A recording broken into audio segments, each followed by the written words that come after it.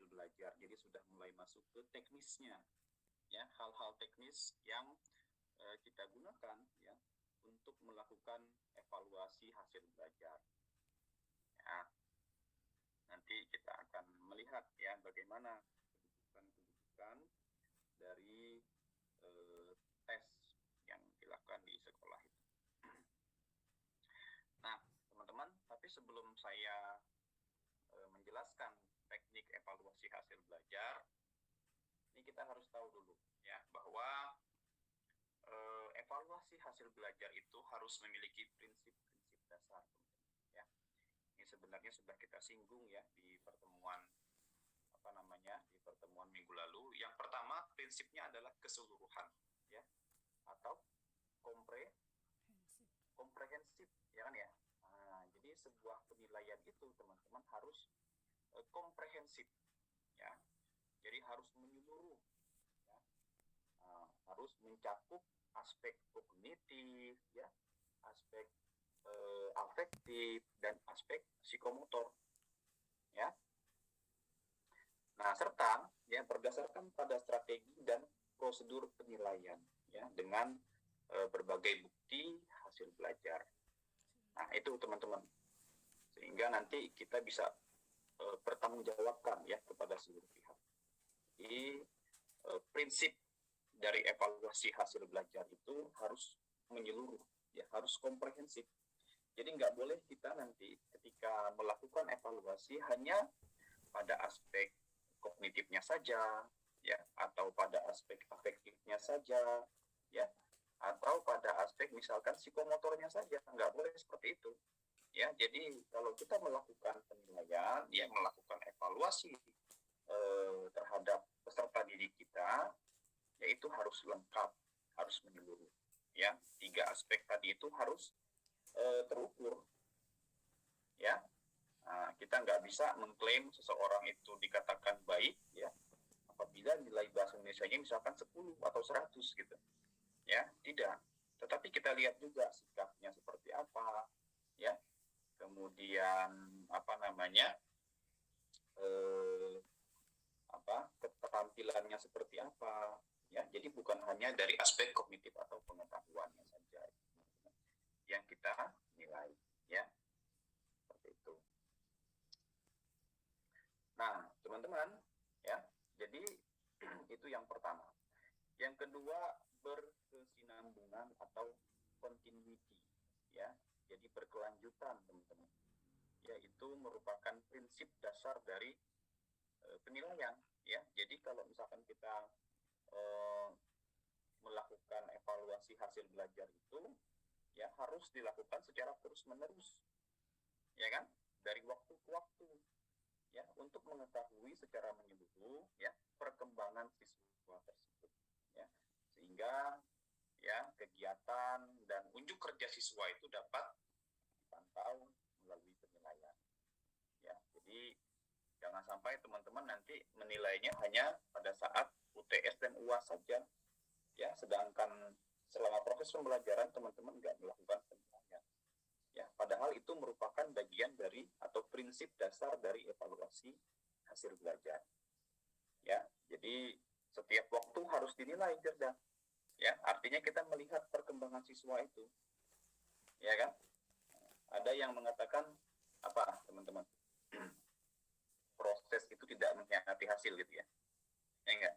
Nah, jadi prosesnya juga harus kita nilai, ya, bagaimana peserta itu berusaha, ya, berusaha ingin tahu, ya, bagaimana siswa itu berusaha ingin bisa, ya, bagaimana siswa itu berusaha untuk mencari pengetahuan, ya, untuk mencari misalkan teman-teman yang baik, yang bagus gitu, ya, itu juga merupakan dari proses penilaian, ya. Jadi harus berkesinambungan penilaian itu dari waktu ke waktu, ya.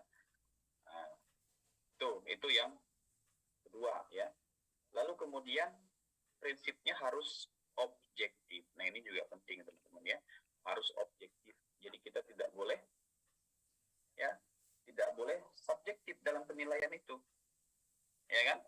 Nah, jadi harus adil, ya. Kalau misalkan dia salah ya salah, benar ya benar, gitu ya. Jangan nanti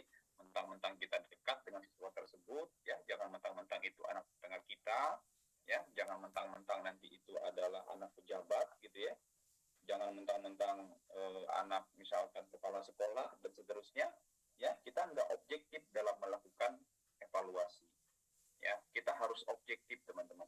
Ya, tentu tanpa membeda-bedakan tadi ya jenis kelaminnya, ya latar belakang mungkin keluarga, ya budaya. Jangan mentang-mentang karena ini satu suku dengan kita, lalu kita perlakukan dia dengan baik ya. Ini nggak sesuku dengan kita nih, ini orang luar nih, misalkan kita nggak perlakukan dengan baik. Nah itu jangan seperti itu. Kita harus objektif, ya kan? Nah, dan berbagai hal yang memberikan kontribusi ya pada pembelajaran. Sebab teman-teman ketidakadilan dalam penilaian dapat menyebabkan menurunnya ya motivasi belajar siswa karena merasa dianaktirikan. Nah ini teman-teman ya. Jadi ketika teman-teman nanti melakukan praktek-praktek ya yang tidak baik dalam penilaian, tidak objektif ya, nanti siswa yang lainnya itu akan merasa bapak ini gitu kan ya, ibu ini kalau nilai sering nggak objektif gitu kan ya, sering nggak fair gitu kan. Kadang-kadang teman-teman sendiri mungkin mengalami hal itu ya. Mungkin ke dosen kita kah di kampus ya, atau ke guru kita kah waktu kita di sekolah dulu. Kadang-kadang kita ya, saya juga pernah teman-teman mengalami hal yang sama ya. Kadang-kadang begitu keluar nilainya ya, wah semuanya sama pukul rata gitu kan ya. Padahal kita sudah berusaha dengan baik ya nggak, sudah belajar ya sudah, tapi kok begitu keluar nilainya semuanya misalkan dapat B, semuanya dapat A ya. Nah itu nggak objektif teman-teman. Jangan sampai nanti menjadi guru bahasa Indonesia yang tidak objektif ya. Jadi harus objektif ya, terutama dalam kita menilai ya, melakukan proses evaluasi. Ini berat nih teman-teman ya. Jadi karena memang evaluasi ini adalah fase yang sangat penting ya, fase yang utama ini, karena melaporkan hasil pembelajaran. Oleh karena itu kita diminta untuk penuh tanggung jawab ya, integritas. Makanya kan di awal-awal saya katakan itu ya, integritas teman-teman sebagai seorang guru itu dipertanggungjawabkan ya, karena melaporkan hasil pembelajaran, melaporkan hasil belajar itu ya harus penuh dengan keobjektifan ya, harus penuh dengan tanggung jawab ya. Jadi jangan main-main teman-teman, ini hal yang nggak main-main ya dalam proses pembelajaran, yaitu melaporkan hasil belajar ya, atau melakukan evaluasi hasil belajar. Nah ini ya teman-teman ya, 3 prinsip pokok yang saya angkat dalam perkuliahan ini ya. Mungkin teman-teman bisa nanti melihat atau membaca prinsip-prinsip di referensi lain ya, banyak ya, seperti misalkan valid ya, kemudian valid itu dalam artian jenis alat ukurnya ya, itu harus valid. Itu prinsip dasar evaluasi juga ya, itu harus valid teman-teman. Jadi kalau misalkan kita mengukur ya dengan alat ukur yang nggak valid, nanti hasilnya pun jadi nggak valid ya nggak.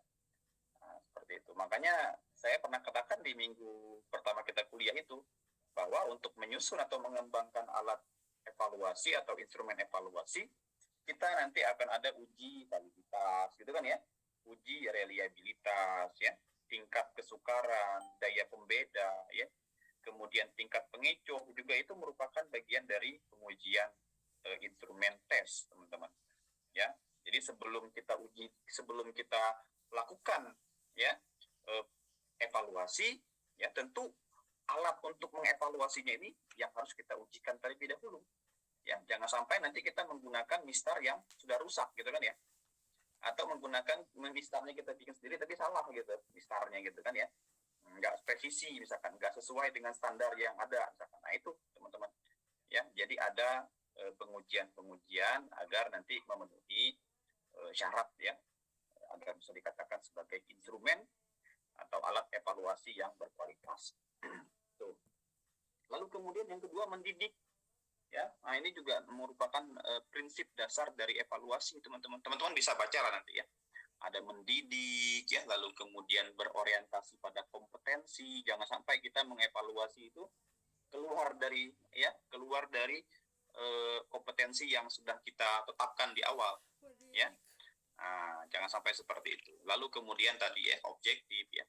Nah, terbuka juga ini penting teman-teman ya. Terbuka. Jadi artinya kita itu apa namanya ya, transparan ya terhadap stakeholder yang ada di lingkungan sekolah. Ya, itu harus terbuka. Ya, kemarin sudah saya jelaskan mungkin ya. Nah, lalu kemudian menyeluruh tadi ya, bermakna juga. Itu merupakan prinsip-prinsip dasar dari evaluasi. Ya, silakanlah teman-teman nanti bisa baca di referensi yang ini. Nah, saya lanjutkan ya. Menurut Aripunto, teman-teman ya, menyebutkan bahwa prinsip umum ya kan dan penting dalam kegiatan evaluasi yaitu adanya triangulasi atau hubungan erat 3 komponen ini ya. Jadi tujuan pembelajaran, kegiatan pembelajaran atau KBM, dan yang ketiga adalah evaluasi. Ini merupakan prinsip umum ya dalam kegiatan evaluasi. Jadi kalau teman-teman nanti sebagai guru ya, sebagai guru ini harus mempertimbangkan 3 komponen ini. Ya, kita lihat selanjutnya. Nah, ini ya. KBM ya, tujuan dan evaluasi. Kalau kita lihat panahnya teman-teman, dia nggak searah, tapi apa? 2 arah ya enggak? Ya. KBM 2 arah dengan evaluasi, evaluasi juga dengan tujuan, tujuan dengan KBM. Jadi menurut Arikunto teman-teman ya, ketiga komponen ini penting nih ya kita pahami sebagai seorang guru. Artinya apa teman-teman? Ya.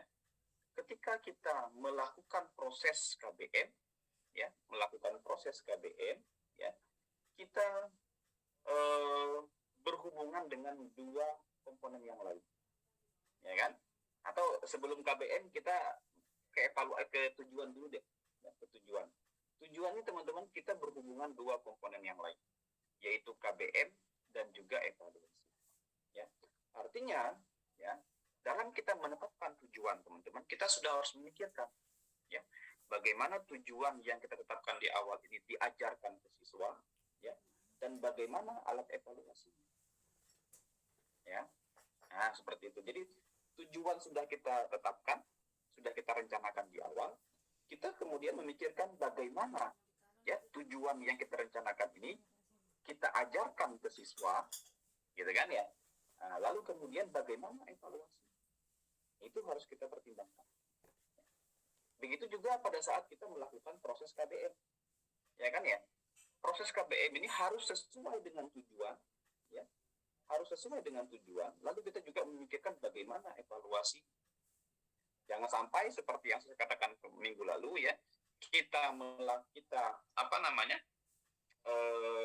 melakukan proses KBM secara misalkan secara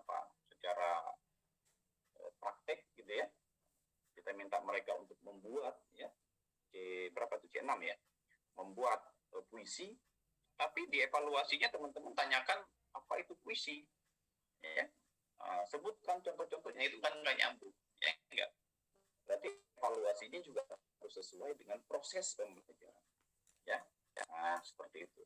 Lalu kemudian teman-teman, yang terakhir evaluasi ini kalau kita lihat ya, dia berhubungan dengan 2 komponen ya, jadi KBM dan juga tujuan.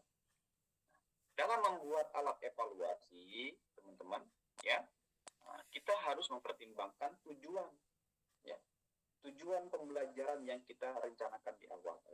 Jangan sampai kita membuat alat evaluasi di luar dari tujuan ya. Makanya kan saya katakan kemarin, nanti ketika kita membuat instrumen tes atau non tes itu, kita harus kembali ke RPP kita ya, kita kembali ke perangkat pembelajaran kita ya.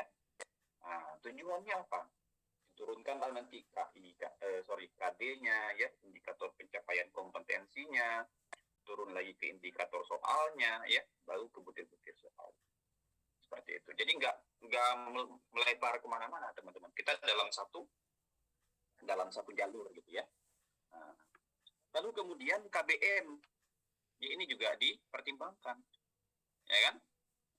KBM ini penting teman-teman ya, kita pertimbangkan. Kenapa ya? Karena memang kalau kita mau mengevaluasi ya,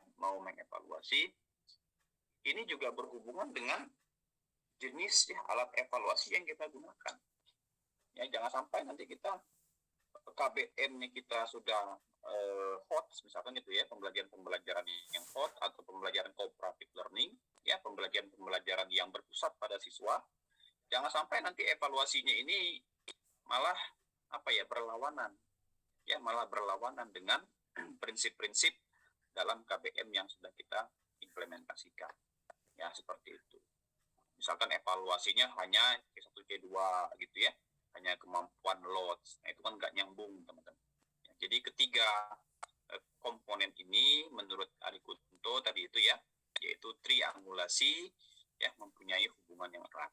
Ini yang teman-teman harus pahami. Nah ini ya, ini penjelasannya. Mengacu pada tujuannya, evaluasi juga harus mengacu yang dilaksanakan sebagai hasil ya jika kegiatan belajar mengajar dilakukan oleh seorang guru dengan menitik beratkan pada keterampilan. Ya, evaluasi juga harus mengukur tingkat keterampilan siswa, bukan aspek pengetahuan. Jadi kalau misalkan kita KBM-nya menitik beratkan pada keterampilan, ya sudah, berarti evaluasinya keterampilan, teman-teman. Ya, kalau pembelajaran yang menitik beratkan pada pengetahuan, pada kemampuan kognitif, ya berarti nanti evaluasinya juga harus pada tingkat kemampuan kognitif. Ya, jadi jangan berlawanan. Ya. Nah, teman-teman, ini ya ciri-ciri evaluasi hasil belajar. Yang pertama, evaluasi dilakukan secara tidak langsung, ya, ketika pendidik ingin mengetahui orang pandai atau tidak, ya, maka yang dinilai adalah berdasarkan indikatornya, ya. Kemudian dilakukan dengan penilaian, ya, tidak ada orang yang mengevaluasi hasil belajarnya tanpa dilakukan penilaian. Ini nggak ada, ya. Baik itu nanti tes, non-tes itu sama, ya, dilakukan dengan penilaian. Lalu evaluasi dilakukan dengan satuan-satuan tetap, ya. Kemudian hasil evaluasi tidak selalu sama. Ya, ini yang harus kita pahami, ya. Kalau memang teman-teman ya, peserta didik itu merupakan makhluk hidup yang sewaktu-waktu dapat berubah, ya, tergantung keadaan di sekitarnya. Jadi kita juga harus paham teman-teman bahwa nanti ketika kita melakukan evaluasi, ya hasilnya itu nggak selalu konstan, ya, karena memang manusia ini kan dinamis, ya kan ya, kadang-kadang dia kadang-kadang dia nanti mungkin kalau lagi mood gitu ya, dia bagus ya, kalau enggak ya nanti hasilnya mungkin jelek dalam penilaiannya gitu kan ya, dan seterusnya. Nah itu ya. Dan hasil evaluasi tidak selalu benar ya, nanti mungkin ada kesalahan-kesalahan dalam sampling ya, dalam scoring, dalam ranking, dan dalam guessing ya. Ini juga menjadi pengetahuan yang harus teman-teman pahami. Nah, teknik ya evaluasi hasil belajar teman-teman ya adalah metode ya dan alat yang digunakan dalam rangka melakukan evaluasi hasil belajar. Jadi kita sudah masuk ke teknisnya. Ya, bagaimana metode yang kita gunakan dalam melakukan evaluasi hasil belajar? Apa alatnya? Ya. Nah, bagaimana prosedurnya? Jadi kita sudah masuk ke tekniknya. Ya. Nah, teman-teman, ya, teknik evaluasi hasil belajar yang sering kita terapkan di sekolah itu ada dua. Ya. Yang pertama itu adalah teknik tes biasanya yang sering dosen atau guru-guru gunakan. Dan yang kedua adalah teknik non-tes. Ini dipahami ya. Jadi yang pertama adalah teknik tes dan yang kedua adalah teknik non-tes. Ya. Makanya teman-teman kalau dulu di sekolah itu ya, kenapa kok kita diminta untuk menjawab soal pilihan ganda ya, uraian, menjodohkan ya, benar salah, itu bagian dari teknik evaluasi hasil belajar ya. Nanti teman-teman juga akan mengalami hal yang sama ya. Untuk mengetahui ya, untuk mengevaluasi hasil belajar siswa itu teman-teman juga harus membuat tes ya, atau membuat non-tes ya, membuat alat non-tes. Contohnya apa misalkan? Oh, kalau teman-teman nanti lagi praktek, gurunya di depan tuh nilai tuh ya, neklis-neklisin tuh. Oh, ini misalkan pengucapannya, pelafalannya gimana, bagus nggak gitu kan ya. Kalau bahasa Indonesia kan gitu kan. Oh, misalkan apalagi, misalkan apa Yuda, kalau di bahasa Indonesia itu tata bahasanya gitu kan ya, bagus nggak gitu kan ya, mungkin ya seperti itu, karena saya bukan di bidang bahasa ya.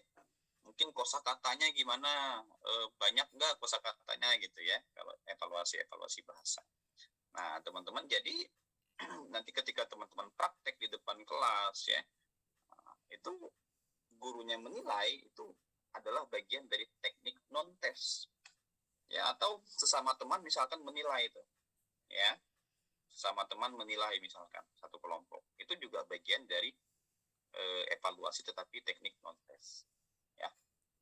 Nah itu mungkin yang teman-teman dulu di SMA pernah mengalami tapi nggak tahu ya kan ya, ini apa nih.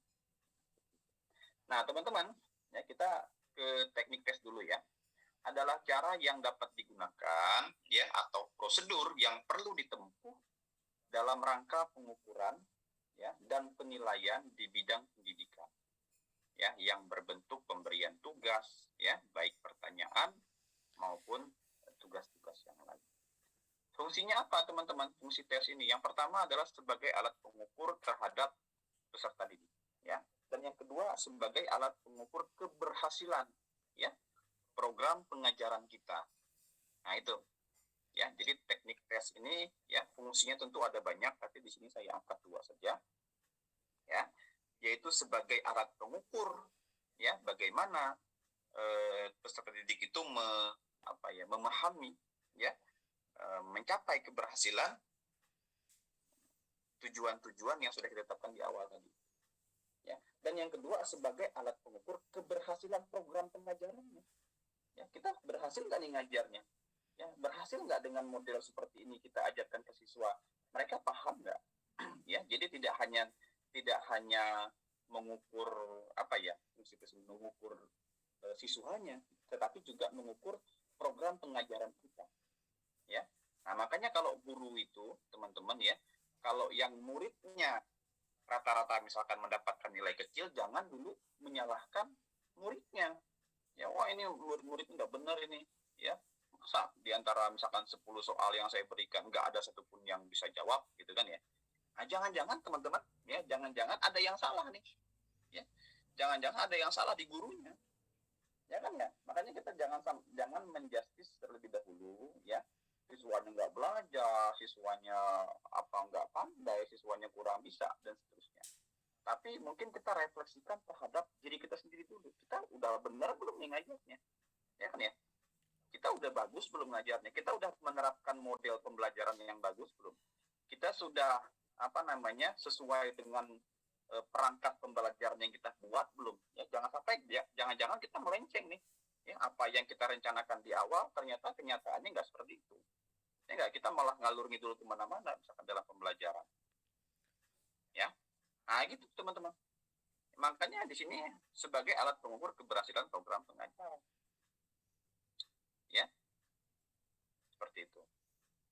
Nah saya kemudian menggolongkan ya, jadi penggolongan tes berdasarkan fungsi ya. Yang pertama ini tes seleksi ya, jadi kalau misalkan kita golongkan berdasarkan fungsinya, tes itu bisa digunakan untuk yang pertama adalah tes seleksi atau ujian sampingan, yaitu digunakan untuk memilih calon peserta baru ya dengan materi sesuai dengan prasyarat yang telah ditentukan ya. Contohnya banyak nih ya, tes seleksi masuk perguruan tinggi, tes seleksi misalkan masuk akademi militer, tes seleksi banyak ya. Tentu mereka punya prasyarat yang telah ditentukan ya enggak ya. Masuk TNI misalkan ada tes seleksinya ya. Tentu tes seleksinya berhubungan dengan kemampuan dalam bidang ketentaraan gitu kan ya. Seperti itu teman-teman ya. Atau misalkan tes masuk dokter gitu kan ya, berarti prasyaratnya berbeda tentu dengan tes yang digunakan untuk masuk misalkan kemiliteran ya. Itu jadi ada prasyarat yang telah ditentukan ya. Lalu yang kedua teman-teman ya, kalau kita lihat berdasarkan fungsi tes itu ada namanya pretest atau tes awal. Ya, Pak, ini sama nggak dengan tes diagnostik yang kemarin Bapak jelaskan? Beda, teman-teman. Ya, tes diagnostik itu kemarin apa? Siapa nih yang mau jawab? Nuri. Oh, Bapak nunjuk-nunjuk aja gitu ya. Ya, apa bedanya dengan tes diagnostik yang kemarin saya jelaskan? Ya, kalau diagnostik itu kita melihat kekurangan dan kelebihan, ya enggak? Kita bisa mendiagnosis ya, menganalisa ya, menganalisa bagaimana kelebihan atau kekurangan siswa. Ya kan ya? Atau juga kita bisa memetakan ya bagaimana bagaimana apa namanya implementasi pengajaran yang kita harus lakukan di kelas pada saat mengajar. Nah, itu diagnostik, teman-teman.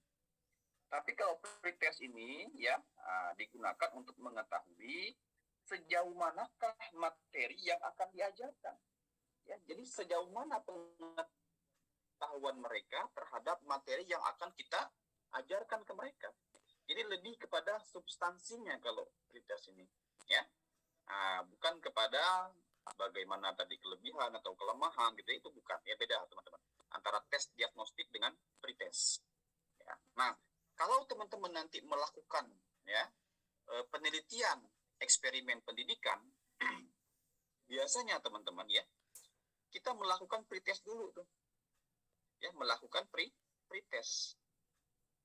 Ya, jadi kalau teman-teman nanti yang skripsinya atau tugas akhirnya eksperimen pendidikan, ya, dengan menerapkan model, metode atau media dan seterusnya, ya, untuk misalkan meningkatkan atau melihat hasil belajar siswa, maka biasanya teman-teman kita melakukan pretest terlebih dahulu. Kalau desainnya itu pretest dan post-test group design atau pretest post-test design gitu ya. Nah, itu biasanya kita melakukan pretest terlebih dahulu. Untuk apa? Untuk tahu ya sejauh mana mereka memahami materi yang akan mereka pelajari. Dan biasanya ini dikaitkan dengan materi sebelumnya, teman-teman. Ya, dan biasanya ini dikaitkan dengan materi yang sebelumnya yang sudah mereka pelajari. Karena kan biasanya, teman-teman ya, umumnya materi itu biasanya dia saling berkaitan, ya enggak? Antara materi yang sebelumnya dengan yang akan dipelajari, gitu kan ya? Ya enggak ada kan materi yang parsial, ada enggak yang materi yang parsial? Enggak ada. Ya, rata-rata kalau di disiplin ilmu itu rata-rata dia saling apa? Saling berkaitan, ya enggak? Di fisika contoh misalkan teman-teman ya, sebelum kita belajar ilmu gerak gitu ya, ilmu kinematika, kita harus belajar dulu besaran turunan ya, besaran pokok gitu ya, besaran dan satuan, siapa mengukur dan seterusnya. Nah, mungkin di bahasa Indonesia sama juga. Ya, sebelum misalkan membuat paragraf, tentu teman-teman harus mengajarkan dulu bagaimana membuat kalimat yang benar gitu kan ya. Ya enggak, Yuda? Ya, kalimat kalimat aktif, kalimat pasif, ya kan ya, seperti apa. Nah, baru kemudian nanti masuk ke paragraf, ya, masuk ke misalkan cerita-cerita bentuk-bentuk paragraf, ya, ada eksposisi, ada dan seterusnya. Ya, nah artinya saling berkaitan, teman-teman. Ya. Nah, untuk mengetahui sejauh mana mereka mengerti ya materi yang akan diajarkan dan sebelumnya itu perlu kita pretest ya atau tes awal. Itu yang kedua ya. Selanjutnya adalah tes akhir. Ya, tes akhir ini digunakan untuk menguji apakah materi pokok telah dikuasai. Artinya apakah materi yang sudah kita sampaikan dalam proses pembelajaran ya mereka kuasai, ya mereka pahami. Ya, apakah kompetensi-kompetensi yang sudah kita tetapkan dan kita implementasikan di dalam perkuliahan untuk pembelajaran, ya mereka sudah paham. Nah, untuk mengkonfirmasi itu perlu dilakukan yang namanya post-test atau tes akhir, seperti misalkan tes sumatif, ya, ujian tengah semester, ya, atau penilaian akhir semester, penilaian tengah semester itu sama saja. Ya, nah ini berdasarkan fungsi, ya. Lalu kemudian yang keempat adalah tes diagnostik tadi, ya. Nah, apa? Tes yang dilakukan untuk menentukan tingkat kesulitan yang dihadapi peserta didik. Ya, artinya tadi ya, kita mendiagnosa apa kesulitan mereka, ya, apa kelebihan mereka, ya, apa kelemahan mereka di mana, itu dia tes diagnostik itu. Lalu kemudian teman-teman ada tes formatif, ya, tes yang dilaksanakan untuk mengetahui apakah peserta didik telah terbentuk, ya, nah, sesuai dengan tujuan yang kita tetapkan di awal, ya kan?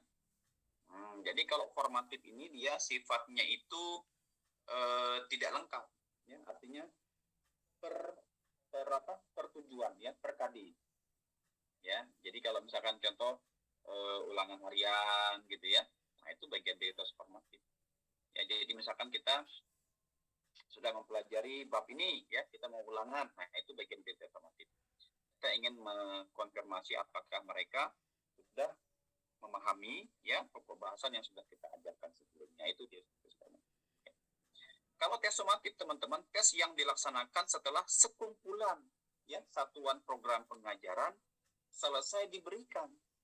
Contohnya apa? Ujian tengah semester, ya, kita sudah melakukan misalkan pembelajaran selama hampir setengah semester, hampir setengah semester gitu, ya. Lalu kita adakan ujian, ya, penilaian tengah semester. Nah itu namanya tes sumatif. Atau nanti di akhir penilaian akhir semester, ya, atau pas gitu kan, ya. Nah itu namanya tes sumatif, ya. Jadi dia sekumpulan, ya, program, sekumpulan program, itu tes sumatif. Nah kemudian teman-teman, ya, kita coba lihat juga berdasarkan aspek psikis, ya. Ini penggolongan tes berdasarkan aspek psikis. Yang pertama itu ada tes intelijensi, teman-teman, ya, yaitu tes yang dilaksanakan untuk mengungkap kecerdasan seseorang. Ya, ini sudah kita bahas juga kalau nggak salah di pertemuan lalu, ya. Ada tes intelijensi, ya. Ini jarang, ya, teman-teman, yang dilakukan, tapi biasanya kalau ada ada hal-hal tertentu, biasanya kita baru tes intelijensi atau tes IQ, ya, IQ gitu. Siapa yang pernah tes IQ di sini atau tes intelijensi? Hah? Saya pernah, Pak. Siapa? Linda? Bukan, saya tidak. Siapa yang pernah tadi? Tadi Rahma. Rahmayanti, Pak. Oh, tadi Rahma. Mana Rahma? Mana Rahma? Halo Rahma. Iya, Pak, saya pakai 2 perangkat. Oh ya, ya, gimana Rahma pengalamannya? Tiga tes intelijensi atau tes IQ? Iya, Pak, tes IQ tuh kita di pas tesnya itu diwajibkan untuk mengisi cepat gitu, Pak. Setelah itu ya pokoknya ngisi soalnya dikasih waktunya cepat, Pak.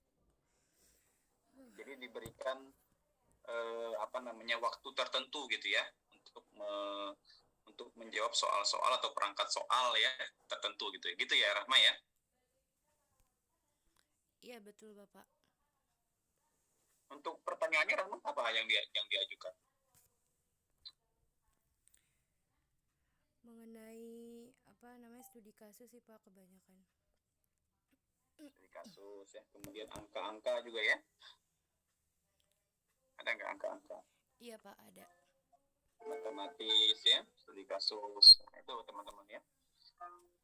Jadi berdasarkan aspek psikis, ya. Ini. Lalu kemudian yang kedua adalah tes kemampuan, yaitu tes yang dilaksanakan untuk mengungkap kemampuan dasar atau bakat khusus seseorang, atau tes bakat minat, ya. Nah, ini juga dilakukan, ya, termasuk ke dalam tes berdasarkan aspek psikis. Lalu selanjutnya adalah tes sumatif, ya, yaitu tes yang dilaksanakan untuk mengungkap, ya, kecenderungan seseorang untuk melakukan respon, ya. Nah selanjutnya ada penggolongan tes berdasarkan masih psikis, adalah tes kepribadian, yaitu tes yang dilaksanakan untuk mengungkap ciri-ciri khas dari seseorang yang bersifat lahiriah, misalkan gaya bicaranya, nada suara, cara berpakaian. Nah, ini ada tesnya, teman-teman. Ya, meskipun ini saya juga belum tahu ya tesnya seperti apa, tapi ada. Jadi ada berdasarkan aspek psikis ini ada tes-tes yang mengungkap ciri-ciri khas dari seseorang, apa kelebihan dia dalam aspek psikis tentu apa kekurangannya bagaimana gaya bicaranya bagaimana nada suara dan seterusnya. Kemudian ada tes hasil belajar yaitu tes yang dilaksanakan untuk mengungkap tingkat pencapaian hasil belajar. Oke. Nah, lalu ada penggolongan tes-tes lain ada tes individual, lalu kemudian ada tes kelompok Ini teman-teman silakan nanti dibaca. Pengen berak. Nah, lalu ada penggolongan tes dari segi waktunya, teman-teman. Yang pertama ada power test, yaitu tes yang dilaksanakan tanpa batasan waktu penyelesaian. Nah, ini contohnya apa nih, teman-teman? Power test ini. Jadi dia tidak melihat waktunya, tidak diwaktukan gitu. Tetapi yang dilihat itu adalah bagaimana substansi dari tes tersebut. Bagaimana siswa dapat memecahkan masalahnya. Bagaimana orang tersebut bisa menyelesaikan tes yang diberikan. Jadi nggak melihat waktu enggak. Yang penting dia bisa menyelesaikan. Ada namanya power test. Dan yang kedua, teman-teman, ada namanya speed test. Yaitu tes yang dilaksanakan dengan batasan waktu dalam penyelesaian. Ini seperti misalkan ujian kita kan ujian tengah semester, ujian akhir semester itu biasanya ada waktu-waktu yang diagendakan gitu untuk teman-teman misalkan menjawab beberapa pertanyaan atau perangkat tes. Kan? Nah, teman-teman. Jadi ini dari segi waktu ada power, ada speed test. Lalu kemudian penggolongan tes dari segi pengajuan pertanyaan. Yang pertama ini ada tes tertulis atau pencil and paper test, yaitu tes yang dilaksanakan dalam mengajukan butir pertanyaan dan jawaban dilakukan secara tertulis. Nah, ini masih zaman dulu Jadi tesnya kita diberikan selembar kertas soal, lalu kertas jawaban, kita kemudian menjawab pertanyaannya di kertas yang sudah disediakan atau paper test.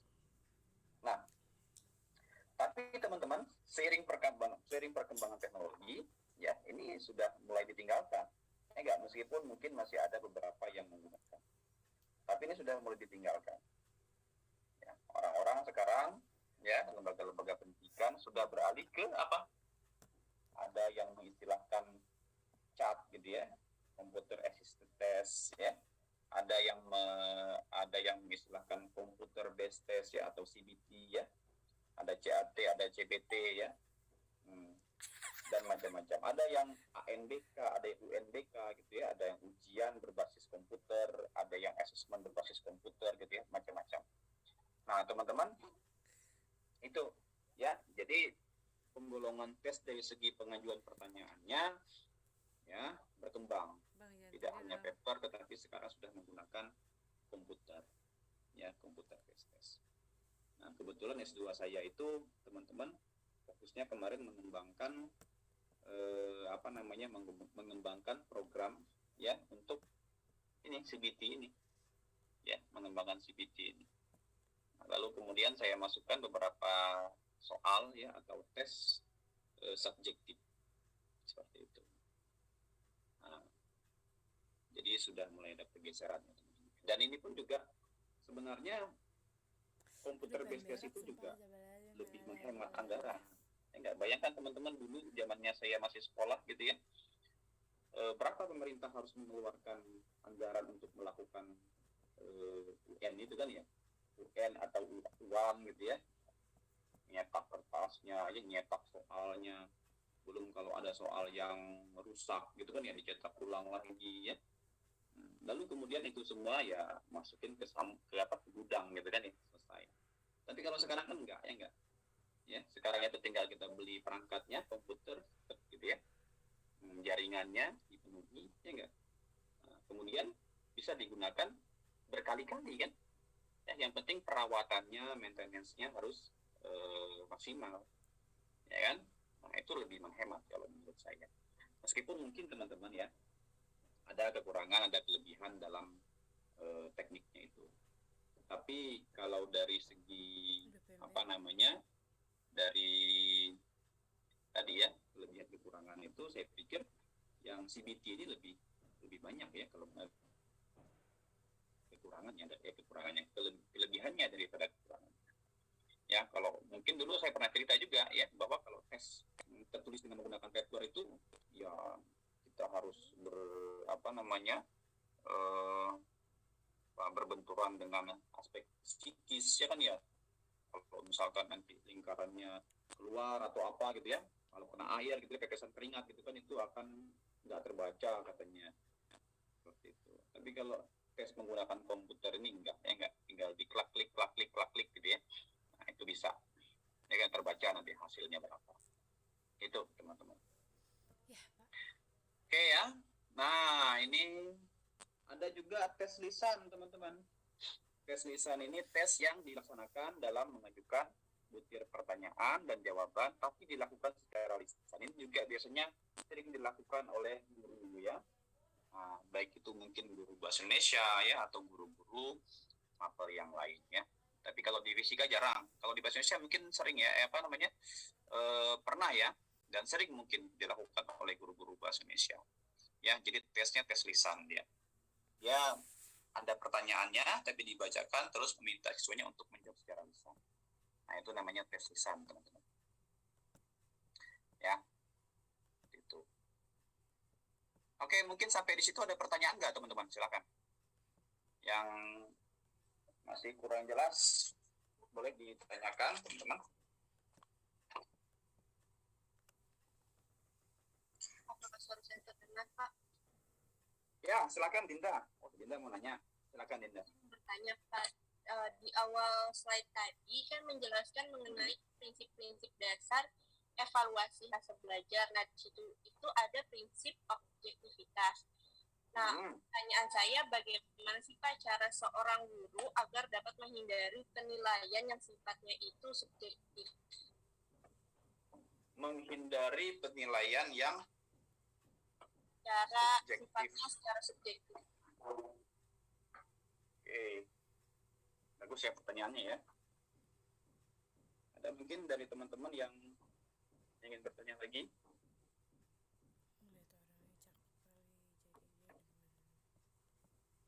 Sebentar teman-teman ya, saya ingin charger dulu sebentar.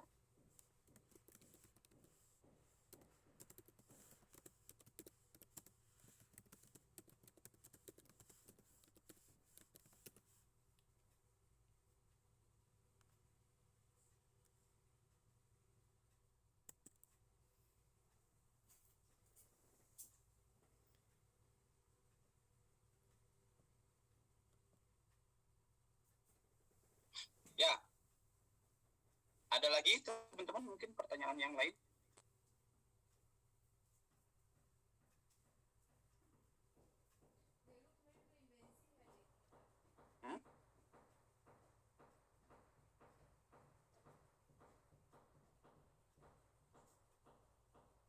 Halo?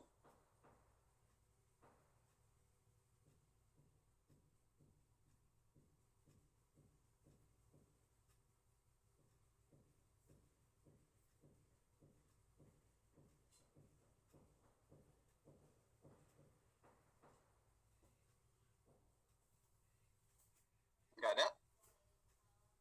Atau ada yang mau coba jawab pertanyaan dari siapa tadi? Dinda?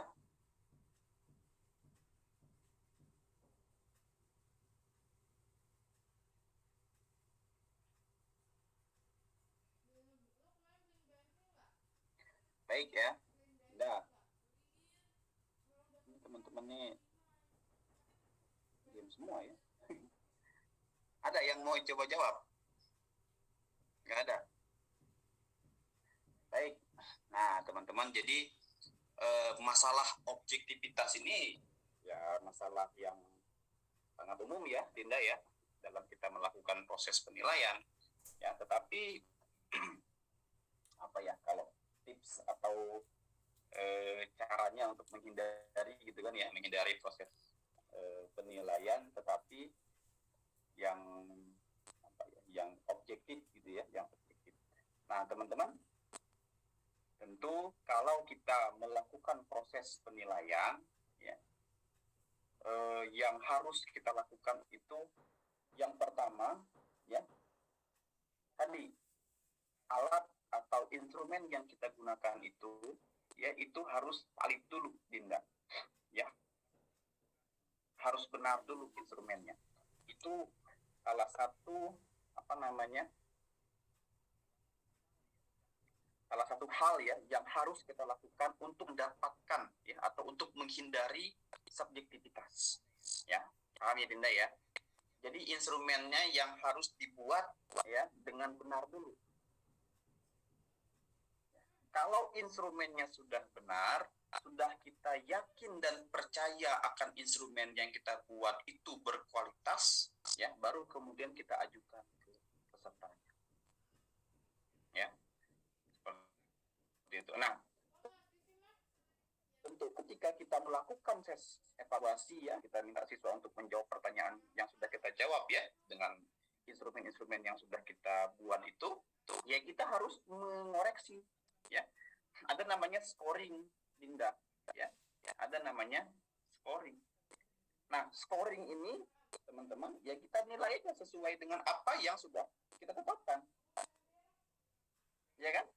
Kalau kemarin saya jelaskan ada penilaian pilihan ganda gitu ya, kalau pilihan ganda berarti ada apa, kunci jawabannya enggak, kunci jawaban. Nah, jangan sampai nanti teman-teman kita sudah punya kunci jawaban, tapi jawaban sesuai yang salah kita benar-benarkan. Nah, itu yang nggak objektif tuh, ya, Dinda ya. Jadi objektif itu menilai, ya, atau melakukan proses penilaian dengan apa adanya, ya, bukan ada apanya, ya.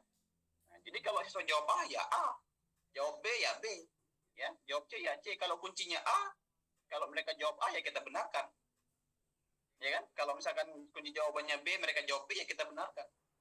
Jangan sampai nanti teman-teman ya, mentang-mentang dia tadi kenal ya, atau apa tadi misalkan tetangga kita dia jawab A, jawab kunci jawabannya B, teman-teman benarkan. Nah, itu salah, keliru itu.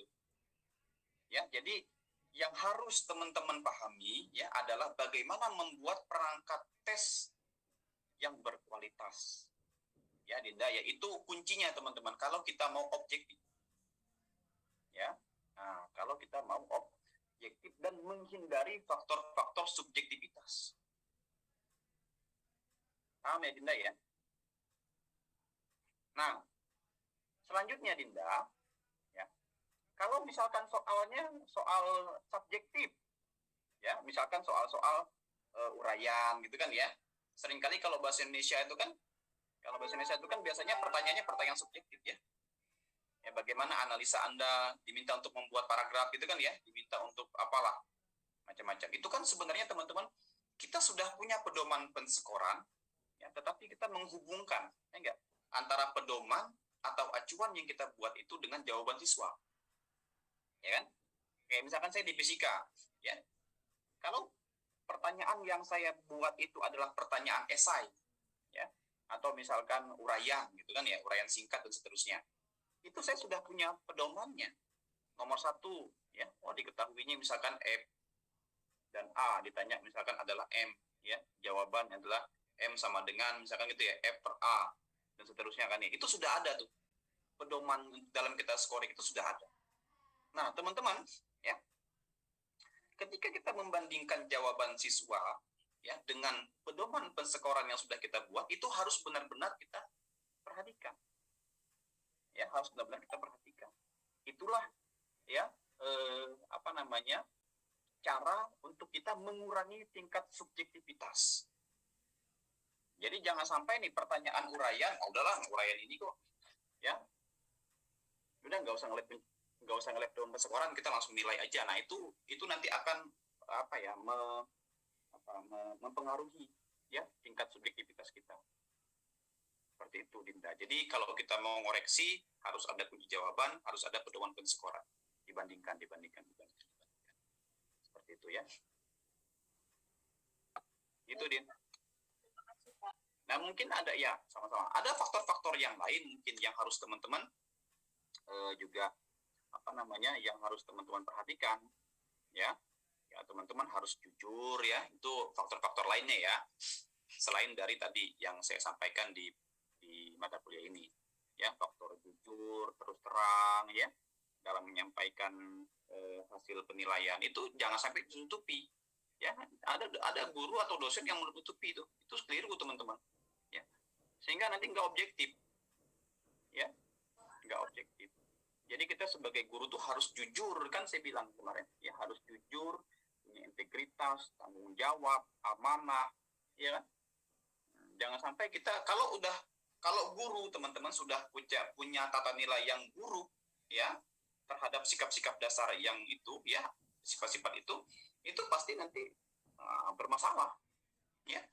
Dia nanti nggak bisa bikin instrumen tes ya, instrumen evaluasi, nggak bisa melaporkan penilaian, itu akan susah ya. Tentu selain dari faktor akademis tadi ya, teknis evaluasi hasil belajar, ada yang lain lagi teman-teman ya.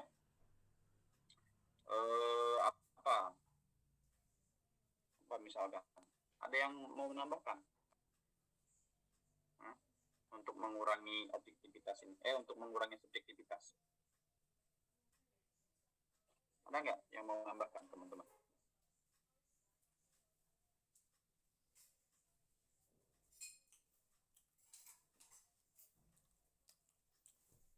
Halo?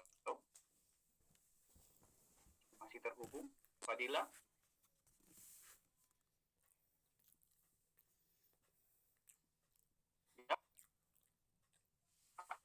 Ya Pak, mungkin tambahin yang penting itu guru itu harus adil juga ya Pak dalam menilai.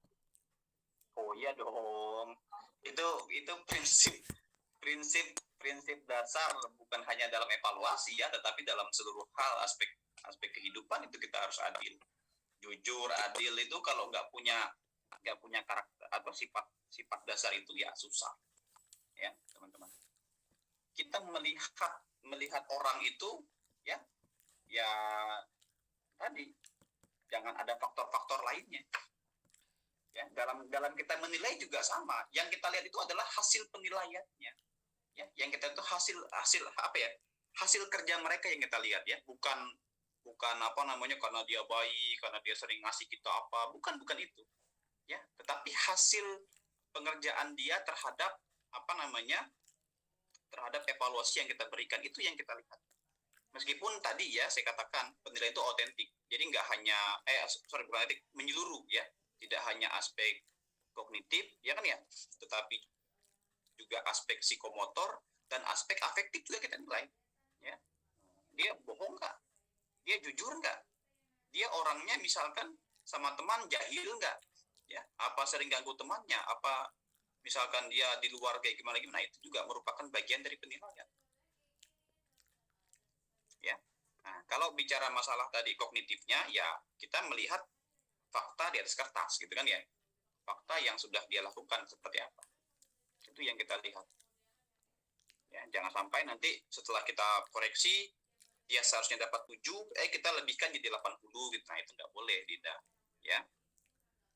Hanya karena mungkin dia ganteng orangnya gitu kan ya, hanya mungkin karena dia baik dengan Dinda gitu, nggak boleh ya. Gitu ya teman-teman ya. Nah mungkin nanti tambahan di luar silahkan teman-teman Saya cari. Ada lagi pertanyaan teman-teman sebelum saya lanjutkan? Ayo jangan malu-malu ya. Kalau nggak paham tanyakan saja. Ya kita diskusi teman-teman.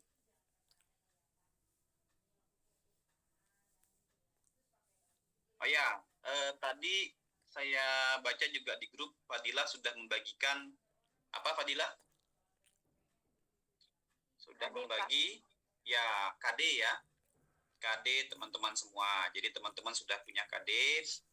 Diingat KD-nya ya, disimpan KD-nya teman-teman. Nanti kita di pertemuan minggu depan sudah akan mulai menganalisis ya, menganalisis. Kita turunkan dari KD ke indikator pencapaian kompetensi ya. Nanti kita turunkan lagi ke indikator soal. Jadi KD yang dibagikan oleh Fadila itu mohon teman-teman diingat, disimpan. Ya kalau bisa dipelajari juga, ya dipelajari, dibaca-baca tuh materinya. Kalau KD ini materinya apa, kalau KD ini materinya apa. Ya agar kita menguasai setiap KD yang sudah teman-teman dapatkan. Ya. Seperti itu. Oke, teman-teman. Ada pertanyaan lagi? Silakan.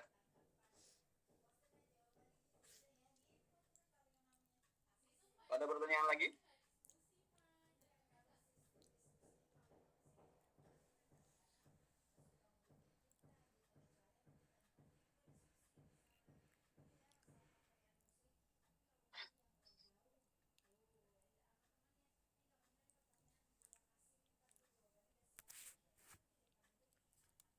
Oke, kalau nggak ada saya lanjutkan ya teman-teman ya. Ini sedikit lagi. Nah, ini sudah tadi. Nah ini teman-teman ya. Jadi penggolongan evaluasi hasil belajar itu tidak hanya tadi tes ya, tetapi juga non tes. Nah non tes itu contohnya apa? Ada pengamatan ya kan ya, atau observasi, yaitu tes yang dilaksanakan dengan melakukan pencatatan ya secara sistematis terhadap fenomena yang sedang disajikan sasaran pengamatan. Ya, jadi teman-teman nanti guru itu ya mengamati, ya mengobservasi, ya kan? Mengobservasi secara sistematis. Tentu ada apa? Ada pedomannya, ya. Ada tata cara bagaimana membuat pengamatan itu, ya, terhadap fenomena yang sedang disajikan. Jadi misalkan siswa lagi ngapain, ya kita amati. Ya, siswa sedang melakukan tahapan proses pembelajaran, kita amati. Ya, itu namanya teknik evaluasi hasil belajar secara non-tes. Lalu kemudian ada wawancara, teman-teman. Ya, wawancara juga termasuk dalam non-tes. Ya, kita melakukan tanya jawab lisan secara sepihak. Jadi kita tidak, ini berbeda ya dengan tadi tes lisan ya, beda ya. Kalau ini wawancara, ya kalau tadi itu tes. Ya, jadi yang kita tanyakan itu adalah substansi materi. Tapi kalau wawancara ini beda. Ya. Nah, lalu kemudian teman-teman ada angket ya, atau kuesioner, nanti kita bagikan ya pertanyaannya ke siswa, lalu mereka kemudian menjawab. Tapi biasanya ini kalau angket ini teman-teman bukan berupa pertanyaan ini ya, bukan berupa pertanyaan materi, bukan. Ya. Kemudian ada namanya pemeriksaan dokumen. Ya, ini seperti portofolio. Ya, jadi dokumen-dokumen yang sudah mereka kumpulkan gitu kan ya. Nah, itu kemudian kita kompilasi. Ya, jadi tesnya dilakukan dengan mengumpulkan informasi melalui catatan-catatan yang telah tersedia ya. Misalkan si Yuda ya, selama dia belajar evaluasi ini punya nggak ininya catatannya, dia punya nggak dokumen-dokumen pendukungnya, saya kumpulkan nanti ya. Saya nilai itu, oh dia mencatat misalkan apa yang saya jelaskan pertemuan pertama, kedua, itu dinilai. Jadi pemeriksaan dokumennya ya, atau istilahnya itu portofolio ya, bagaimana track record pembelajaran dia selama proses KBM. Lalu kemudian, nah ini teman-teman ya, tadi saya sudah sampaikan. Nah, kalau kita lihat ya dalam sebuah diagram gitu ya, dalam sebuah bagan, ini teman-teman tes itu ada verbal ya, ada non verbal ya. Non verbal itu tadi seperti perbuatan, tes seperti kerja ya, tes simulasi ya, tes identifikasi ini seperti tadi non-tes ya, seperti non-tes. Nah, kalau verbal ya ada tertulis, ada lisan. Enggak. Kalau tertulis ya, oh dia ada yang isian, ada uraian. Isiannya termasuk objektif ya, kalau uraian termasuk subjektif. Ya nih ya. Pak, bedanya apa sih Pak kalau objektif dengan subjektif? Kalau objektif teman-teman, ya dia sudah bisa langsung ditentukan jawabannya. Kayak pilihan ganda yaitu ya jawabannya nggak mungkin beda-beda ya nggak. Nomor 1 ya A, jawabannya nomor 2 ya B gitu kan ya.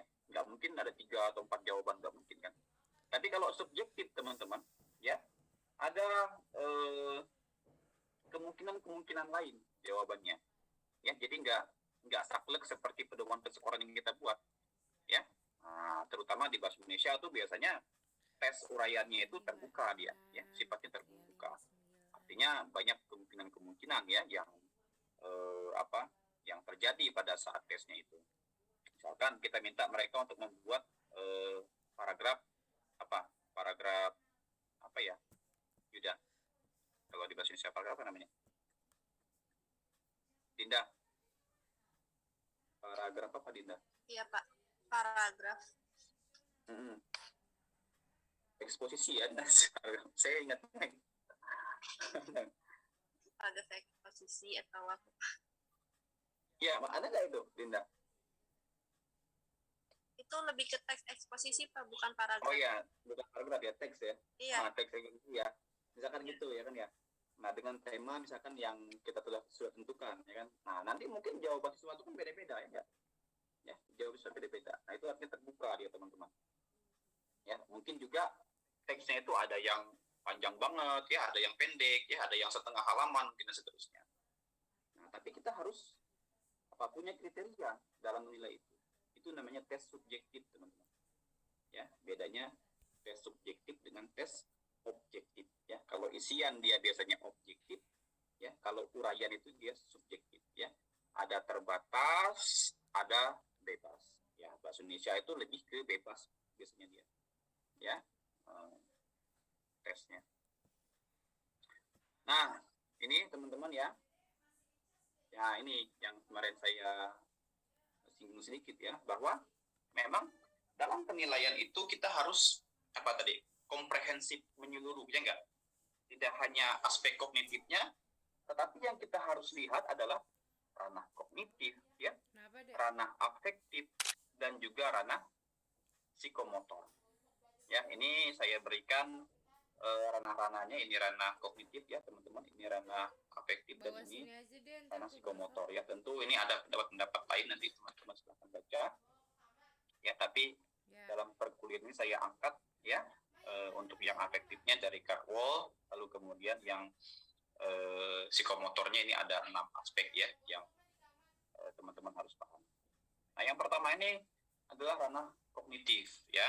Ranah kognitif ini yang terkenal ya teman-teman, yang paling umum dikenal itu biasanya taksonomi Bloom ya, meskipun dia direvisi kemudian dari muridnya yaitu Anderson.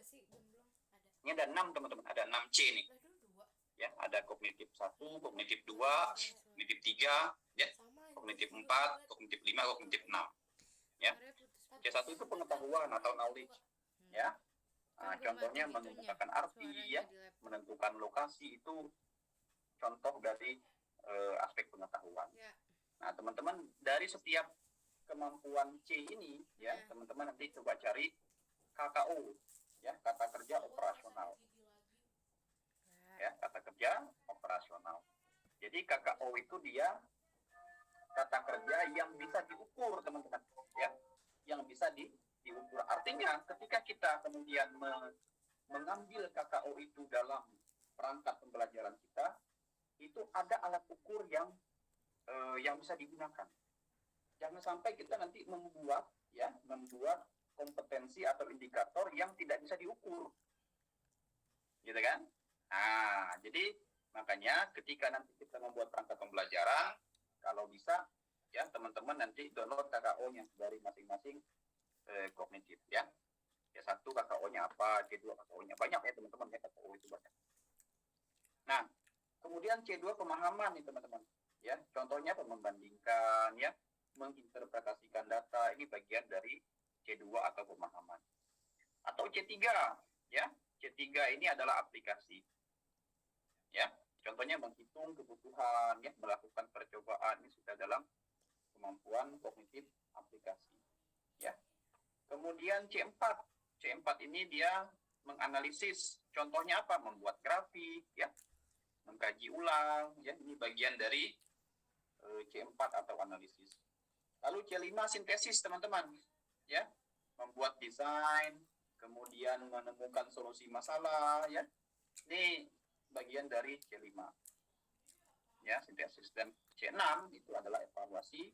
Contohnya memilih solusi yang lebih baik, ya, menulis laporan dan seterusnya.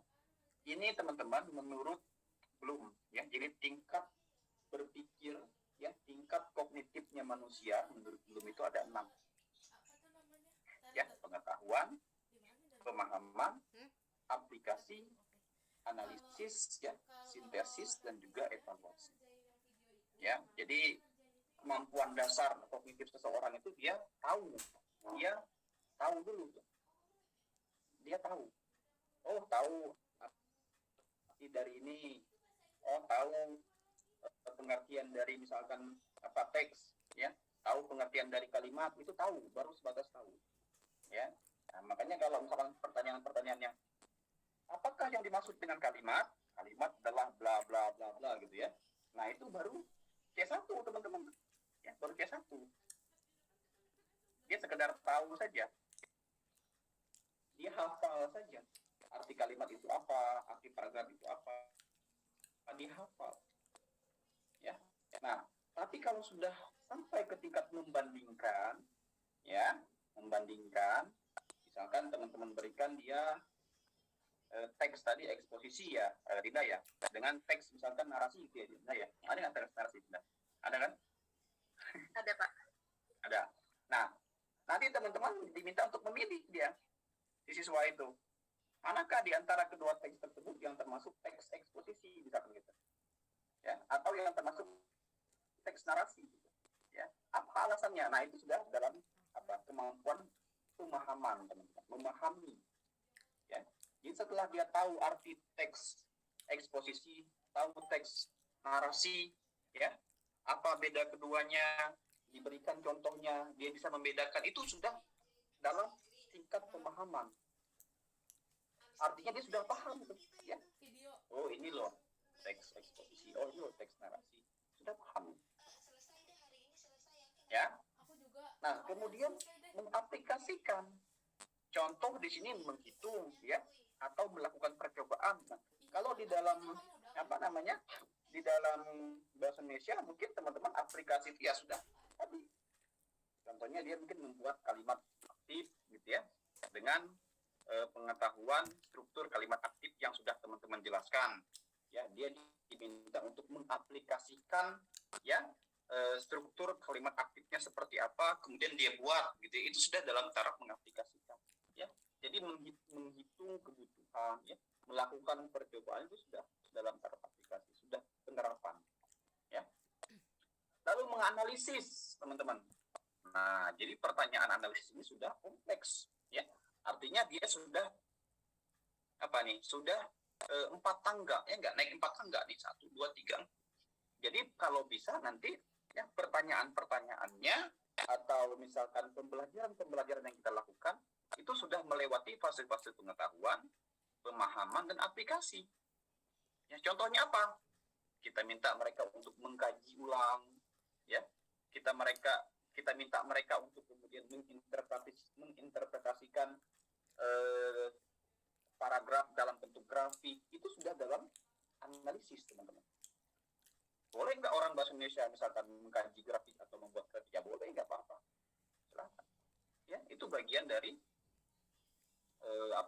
pemahaman analisis, ya, kognitif. Lalu sintesis, ya, dia membuat desain, lalu kemudian menemukan solusi masalah. Nah, ini sudah beda lagi, teman-teman, ya, sudah lebih tinggi lagi tingkatannya. Lalu kemudian mengevaluasi, ya, dia kemudian menilai, ya kan, ya, bagaimana proyek atau misalkan hasil karya dari temannya, ya, memberikan penilaian, memberikan misalkan solusi dan seterusnya, itu sudah merupakan bagian dari evaluasi. Nah, ini tingkatan kognitif yang harus teman-teman pahami ya dalam nanti membuat instrumen penilaian. Ya, ini untuk kognitif. Ya, kemudian untuk psikomotor, untuk afektif, ya. Ada receiving, ya, ada responding, ada valuing, ya, ada organization, ya, lalu ada characterization. Ya, lalu untuk psikomotor, ya, ada gerakan refleks, ya. Psikomotor itu apa? Gerakan, enggak keterampilan, ya, artinya gerakan tubuh yang sedikit. Nah, teman-teman, saya pikir di bahasa Indonesia ini sangat penting nih, ya, psikomotor ini, karena teman-teman tentu bersinggungan dengan kemampuan psikomotor kan ya. Contoh misalkan dalam pelafalannya enggak, ya kan? Apalagi misalkan kalau orang drama itu kan teman-teman ya, dia harus bergerak, enggak? Siapa di sini yang ikut yang ikut itu UKM apa tuh kalau di bahasa Indonesia itu? Yuda, teater bukan? Iya Pak, teater Pak. Kamu ikut teater? Kalau di bahasa Indonesia itu jadi mata kuliah yang wajib sih Pak, ada. Mata kuliah. Iya kan? Teman-teman harus paham itu, ya. Unsur-unsur dalam teater itu harus paham, ya. Nah, makanya keterampilan saya katakan tadi itu sangat penting untuk teman-teman di bahasa Indonesia, ya. Nah, ini saya coba nah ini ya, evaluasi keterampilan menyimak. Ini saya bagikan bukunya, ada saya bukunya, ya. Kemudian tes menyimak, ya. Keterampilan berbicara, teman-teman, itu ada evaluasi tersendiri, ya. Ada tes berbicara, ada kemudian evaluasi keterampilan membaca, ada tes membaca nanti, ya, itu kalau di bahasa, ya. Kemudian ada evaluasi keterampilan menulis, teman-teman, ya, ada tes menulis nanti, ya kan, ya, ada macam-macam, ya. Jadi kalau orang bahasa Indonesia itu harus benar-benar memahami itu, ya, ranah psikomotor ini, karena teman-teman nanti sebagian besar mungkin akan bersinggungan dengan tes-tes semacam tadi, membaca, menulis, ya, menyimak, itu harus ada, ya. Nah, ini contohnya apa aspek-aspeknya? Ada gerakan refleksi, indikatornya, ada gerakan dasar, ada gerakan persepsi, ada gerakan kemampuan fisik, ada gerakan terampil, ada gerakan indah dan kreatif, teman-teman. Ya, ini ada 6 aspek. Saya pikir itu ya, teman-teman, untuk perkuliahan kita hari ini. Ya, saya pikir Bi Rara juga udah mulai matanya ngantuk gitu, Rara, ya. Dengar saya ceramah gitu. Ada kuliah lagi ya, teman-teman? Ada setelah ini ada kuliah lagi? Ada Pak. Ada. Daring juga? Iya Pak. Ya iyalah daring ya, kan di rumah. Masa harus ke kampus lagi ya kan? Baik, ada pertanyaan nggak teman-teman? Sampai tadi. Bapak, saya izin bertanya, tapi mungkin ini mengenai tugas ya Pak yang di OLU. Oh ya, kenapa Dinda? Berarti tugasnya kita mengerjakan dari pertemuan kedua ya Pak, yang forum itu ya Pak, hingga pertemuan ketiga atau hanya pertemuan ketiga saja? Ya, pertemuan kedua dibuat lah. Masa pertemuan ketiga aja. Pertemuan kedua apa di situ? Ininya, tugasnya. Dari Pemahaman, buatlah makalah cerita tentang pengertian, fungsi, dan evaluasi ya. Tugas individu, teman-teman. Mau kelompok? Mau berkelompok nggak? Apa individu aja?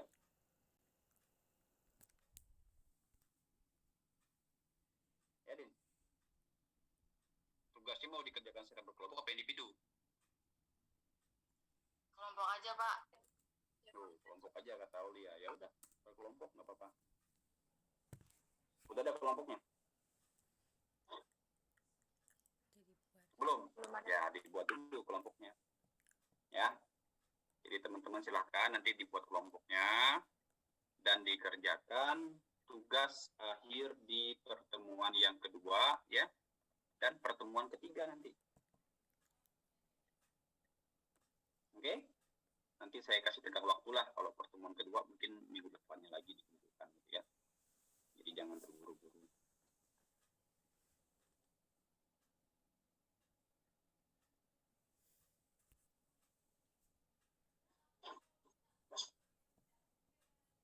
Gimana teman-teman? Dipahami? Paham.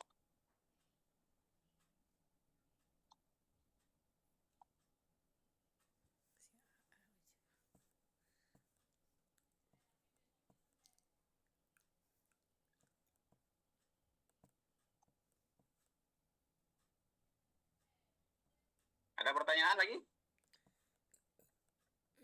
Cukup? Baik, kalau cukup, teman-teman, kita tutup perkuliahan kita dengan sama-sama melapaskan hamdalah. Alhamdulillahirrahmanirrahim. Untuk materi hari ini saya akan sampaikan di Olu ya, teman-teman ya. Nanti silakan di-download. Terima kasih sekali lagi. Lebih kurang saya mohon maaf. Akhirul kalam. Wabillahi taufiq wal hidayah. Wassalamualaikum warahmatullahi wabarakatuh. Waalaikumsalam warahmatullahi wabarakatuh. Terima kasih banyak, Terima kasih Pak. teman-teman ya. Oke. Ya, silakan.